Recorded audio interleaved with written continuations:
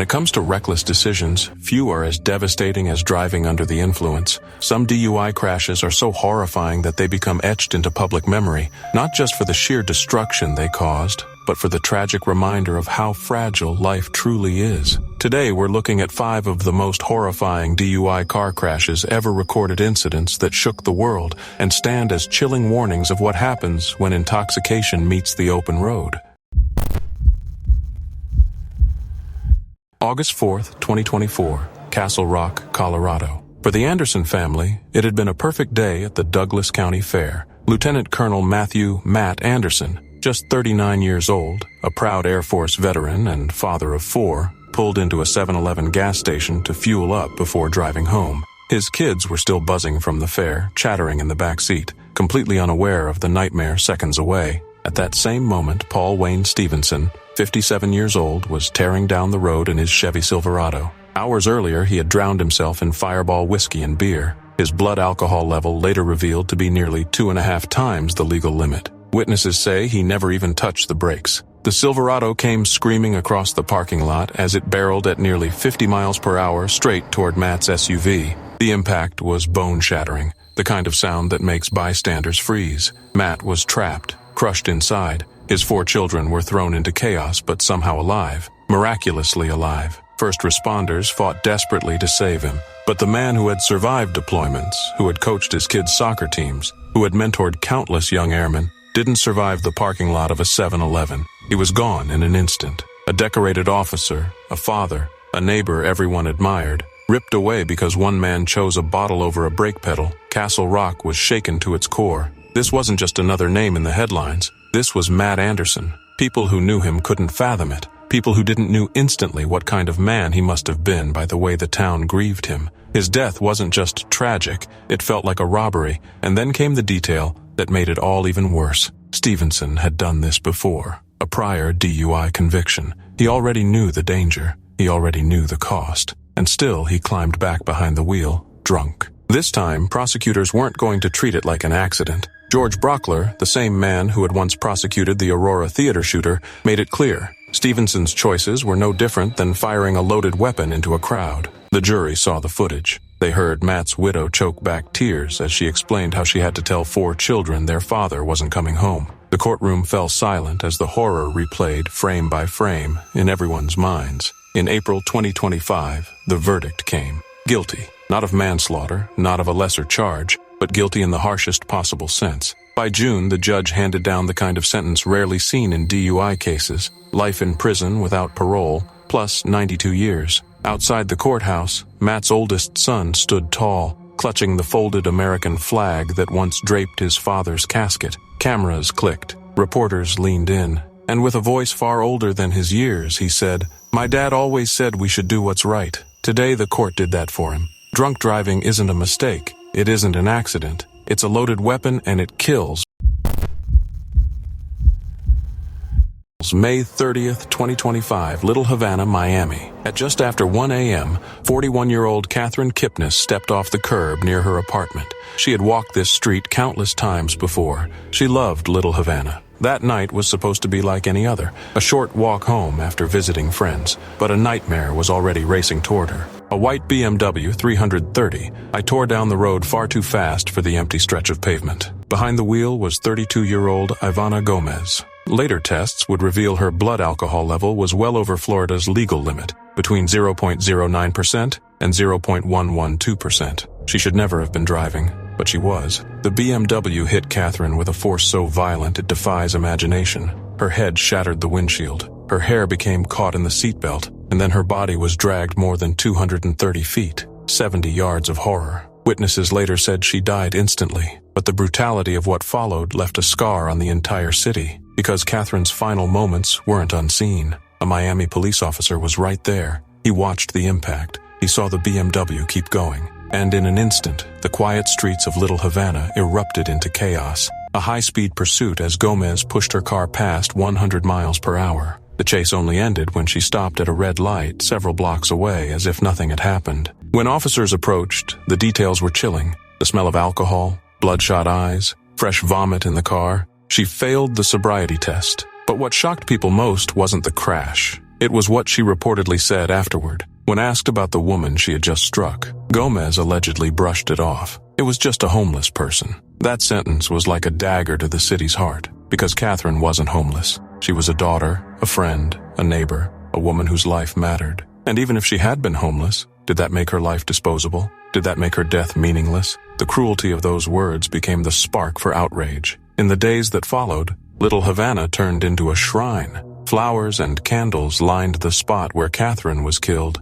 Strangers who had never met her scrawled her name on cardboard signs that read, "She mattered, because she did," and because the way her life was taken was too brutal, too senseless to ignore. Prosecutors charged Gomez with DUI manslaughter and vehicular homicide. Her bond was set at $251,000. They seized her phone, her blood samples, and every second of surveillance footage, piecing together the violence of that night frame by frame. And yet what the city wrestled with wasn't just the crash. It was the coldness afterward. The idea that a human life could be reduced to nothing with a single careless comment. In Florida, DUI manslaughter carries up to 15 years in prison, but many said that wasn't nearly enough. If you drink, drive, kill someone, and treat it like nothing happened, one attorney told reporters, you shouldn't get a second chance behind the wheel. Tonight, Ivana Gomez sits in custody, awaiting trial. Catherine's friends wait too. They want justice. But even if it comes, it won't undo what happened on that quiet Miami street. It won't bring her back. That's the cruelest part of all. And that's the question that lingers. Was it the alcohol that destroyed Catherine Kipnis, or was it the lack of humanity afterward? August 11th, 2025, Bronx, New York. Just before 1 a.m. on the Bronx River Parkway, southbound traffic moved steadily. Workers heading home, late-night diners easing back to their neighborhoods. But one driver was not heading home quietly. He was about to turn the parkway into a nightmare. Behind the wheel of a Mercedes was 21-year-old Mauricio Narayu of White Plains. Witnesses would later say he was weaving through traffic at dangerous speeds, his headlights darting between lanes like a predator closing in. And then, chaos. Mauricio swerved into the middle lane, slamming into a Volkswagen GTI. The Volkswagen careened into the guardrail, sparks flying as metal screamed against metal. But the destruction didn't stop there. The Mercedes veered again, lunging into the right lane. In its path were two mopeds side by side. On them rode Enrique Martinez, just 21, and his friend Manuel Amarante Panalo, only 19. They never had a chance to react. In one brutal second, the Mercedes tore through them. The sound was deafening. Witnesses later described it as an explosion, followed by the shrill scrape of twisting steel and shattering glass. The mopeds were demolished. Both young men were thrown to the asphalt, their bodies helpless against the violence of impact. Drivers slammed on brakes, jumped from their cars, dialed 911 with shaking hands. But the damage was already done. Paramedics raced to the scene under the glare of emergency lights. Enrique was found unresponsive. He was rushed to Jacobi Medical Center, but doctors could only declare what everyone feared. He was gone. Manuel, clinging to life, was transported to Montefiore Hospital. Within the hour, he too was pronounced dead. 2 lives erased in the span of a heartbeat. And still, the tragedy deepened. Police said the Mercedes driver Mauricio showed clear signs of intoxication. He failed the field sobriety test and was immediately taken into custody. Prosecutors later hit him with charges of vehicular manslaughter, driving while intoxicated, and operating while impaired. What began as a single reckless driver became a chain reaction disaster.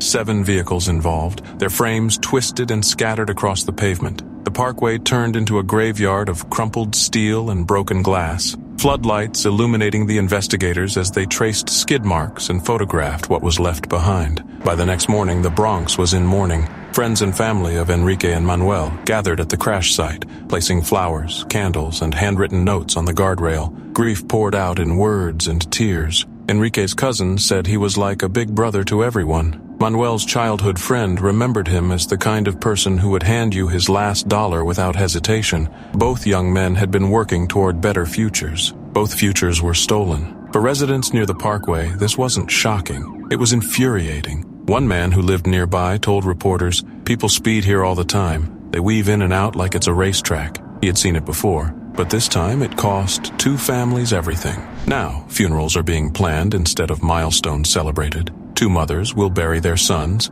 while a 21-year-old driver sits in a cell awaiting his fate. The investigation continues, but the truth is already undeniable. 2 young men are dead, not because of bad luck, not because of fate, but because someone thought they could drink, drive, and outrun the consequences.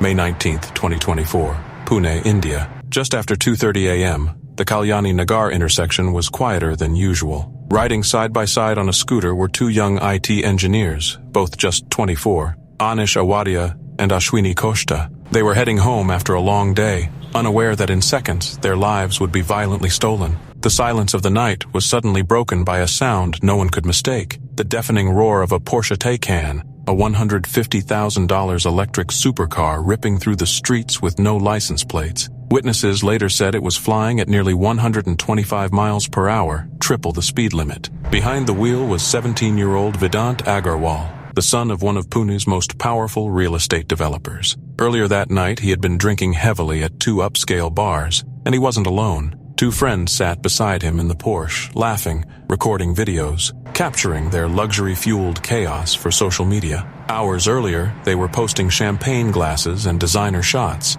Minutes later, they would be responsible for a scene of devastation. As Anish and Ashwini entered the intersection, the Porsche came hurtling toward them like a missile. The impact was instant, brutal. The scooter was obliterated, its riders flung nearly 20 feet across the asphalt. The force left no chance of survival. In seconds, two bright young lives, full of dreams and futures, were extinguished. But what followed in the hours after the crash is what ignited a nationwide fury. At the hospital, police moved quickly to draw Vedant's blood to confirm intoxication. That's when investigators say a cover-up began. Allegedly, his parents, working with hospital staff, tried to swap his blood sample with someone else's, erasing the evidence of alcohol. The deception didn't hold. At a second hospital, the truth came out. And suddenly, the story was no longer just about a crash. It was about power, privilege, and corruption. Images and videos of the aftermath flooded social media. The mangled scooter lying in pieces, the Porsche looking eerily untouched, police officers shielding the teenager from cameras.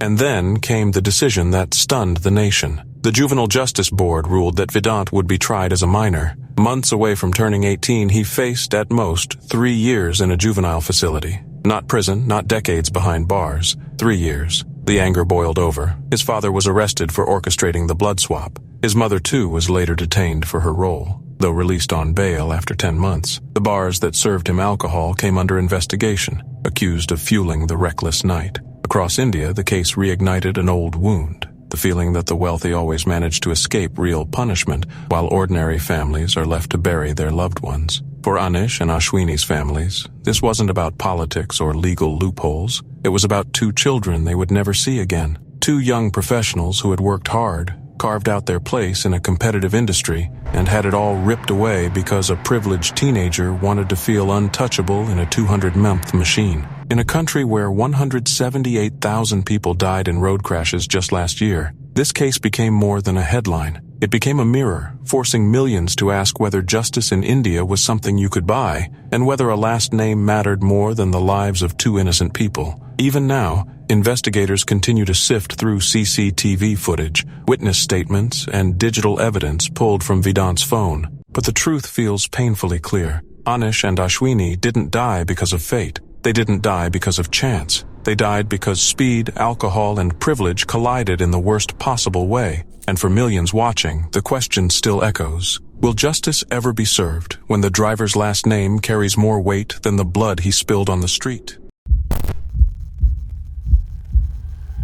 May 1st, 2025, Yellowstone, Idaho. The sun was setting over the mountains, washing Highway 20 in a golden glow. That stretch of road, just 16 miles west of Yellowstone National Park, was alive with spring tourists, eager to catch one final glimpse of nature's beauty before nightfall pulled its curtain. In the eastbound lane, a white Mercedes tour van rolled forward, carrying 14 passengers. They were families, friends, travelers from China and Italy, excited and exhausted after a day of wonder inside the park. Their driver, a 46-year-old man from California, kept his hand steady on the wheel. That two-lane road was familiar to him, and he treated it with respect. In the opposite lane, a black Dodge Ram approached. Behind the wheel was 25-year-old Isaiah Moreno from Humble, Texas. People who saw him that evening would later describe the same thing. A truck swerving in and out of its lane, too fast for the curves, too reckless for a road so narrow. What they didn't know then but investigators would later confirm, was that Moreno was carrying more than just a pickup down that highway. He was carrying a poison in his bloodstream. His blood alcohol level was 0.20%, more than double the legal limit. At 7:15 p.m., everything changed. The Dodge Ram drifted across the center line, directly into the path of the tour van. The collision was violent, unforgiving, the kind of crash that leaves no room for second chances. Metal folded in on itself like paper. Both fuel tanks ruptured, and within seconds the highway wasn't a road anymore, it was a furnace. Flames consumed everything, rising higher than the trees, turning that quiet gateway to Yellowstone into a wall of fire. Screams echoed. Some passengers clawed their way out of the wreckage, coughing, staggering, their clothes scorched. But 6 never had the chance. 5 tourists and the van's driver were trapped inside as the fire devoured the vehicle. In the Dodge Ram, Moreno never made it out. 7 lives, gone before rescuers even arrived. Emergency crews from Fremont County rushed to the scene, their sirens cutting through the smoke-filled air. But even they were powerless at first.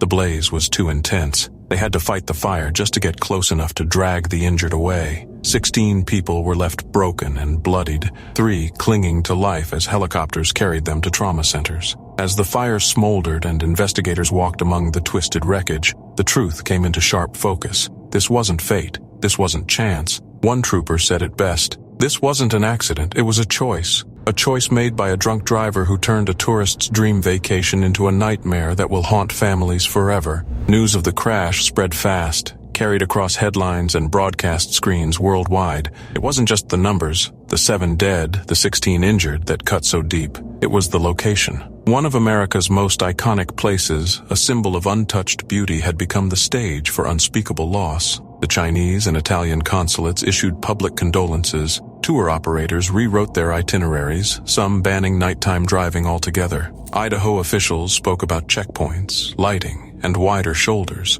But to the families, policy changes didn't matter. Nothing could rewind the moment fire swallowed the road. By the week's end, Highway 20 was no longer just a passage to Yellowstone. It had become a memorial. Flowers lined the asphalt. Photographs fluttered in the wind. A note left by a grieving hand read only 8 words. "We came to see beauty. We found tragedy. And that is the unbearable truth." In a place where travelers searched for wonder, a single drunk driver left behind ashes. Beauty was replaced with horror. Laughter was replaced with silence. And for those left behind, the road to Yellowstone will forever carry the weight of that night. A reminder that when alcohol meets the open road, no one is safe.